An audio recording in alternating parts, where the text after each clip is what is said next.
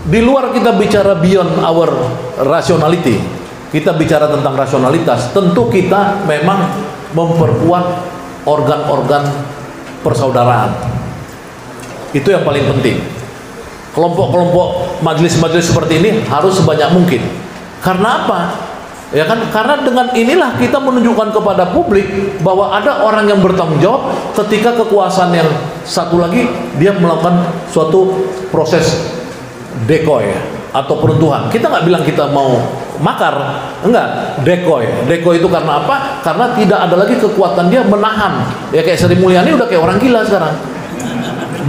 Menurut saya, ya seperti orang gila karena dikit-dikit udah nyari pajaknya dari mana? Dari knalpot, nyari pajak dari pemanis, dari semua mau dipajakin. Besok nanti tisu plastik udah, kan? Besok tisu dipajak lagi. Udah decoy, ini decoy. Nah ketika decoy, rakyat harus cari alternatif siapa yang bisa dipercaya. Yang kedua harus ada leadernya.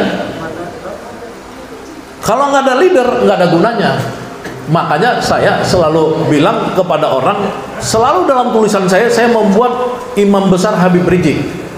Saya tidak bilang Imam Besar EPI, nggak pernah saya tulisan saya itu. Coba lihat tulisan saya selalu bilang Imam Besar Habib Rizik, karena dia harus jadi imam besar buat semua orang. Karena leadership itu, leader dalam teori leader, orang kadang-kadang nggak ngerti, banyak yang nggak ngerti teori leader. Leader itu bukan cari massa, bukan cari rakyat. Nggak ada teorinya itu leader cari rakyat. Rakyat yang mencari pemimpinnya. Itu teori yang benar.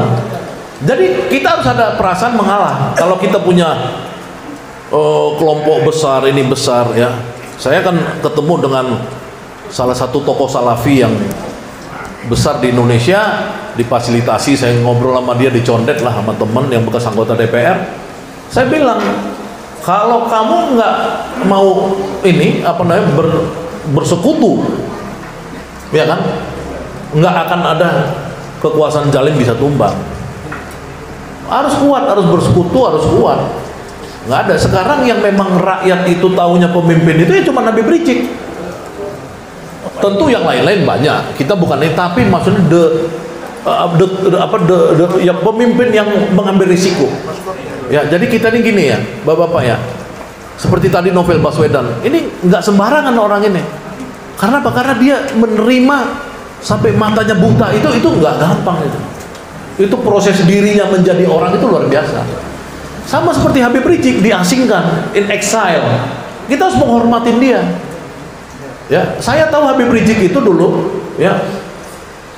Ini informasi off record kita aja. Saya tahu bahwa dia memang ditawari 1 triliun dan dia nolak. 1 triliun itu saya tahu. Di rumah siapa?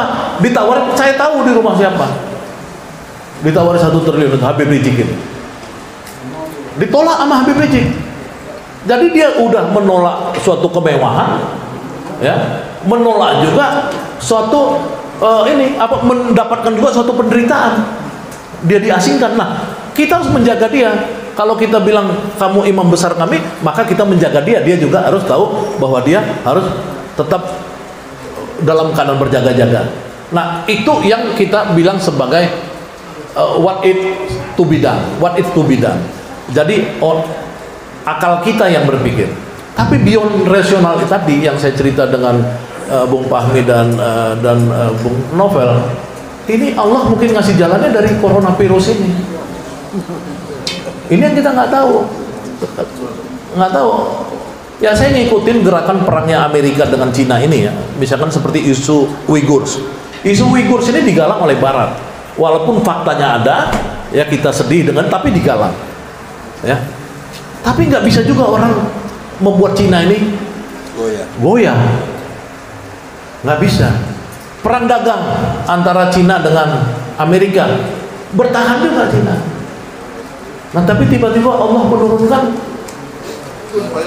ini. Jadi kalau di dalam Al-Quran itu misalkan cerita tentara gajah kalah dengan burung ababil, ya itu mungkin burung ababil itu dulu yang bawa bakteri kolera dan lain-lain itu. Itu yang mungkin nggak tahu di sini, mungkin banyak ahli agama yang saya juga pengen belajar, karena kita nggak bisa lagi cuma rasionalitas. Karena kalau kita misalkan berpikir kenapa ya kita nggak bisa menang-menang ini, Nah itu kan, itu memang ngelawan oligarki itu, melawan oligarki hanya sejarah kenabian yang bisa dicontoh, nggak ada sejarah lain. Sejarah kenabian itu apa? Sejarah kenabian itu adalah sejarah perjuangan ideologis yang dia itu kekuatannya itu cuman iman, dimulai dengan iman kepercayaan. Kalau kita lihat yang lain-lain, kekuatan oligarki ini, gimana menerobos oligarki ini? Partai dia beli, ormas beli, media beli, apa yang nggak dia bisa beli? Beli semua. Nah, nggak bisa. Yang bisa ngelawan ini memang cuma kekuatan ideologis. Dan itu mudah-mudahan Allah memberi jalan, karena kita mengorganisasikan diri, kemudian Allah memberikan kekuatan mungkin melalui azab ya kepada rejim Cina ini, yang mudah-mudahan rejim Cina runtuh ya. Kemudian Indonesia terbebas dari cengkraman rejim. Itu yang mungkin saya sebagai pemikir berharap yang terjadi dalam waktu 3 dan 6 bulan ke depan. Karena apa? Karena kalau virus ini obatnya tidak ditemukan vaksinnya dalam 6 bulan aja ini, maka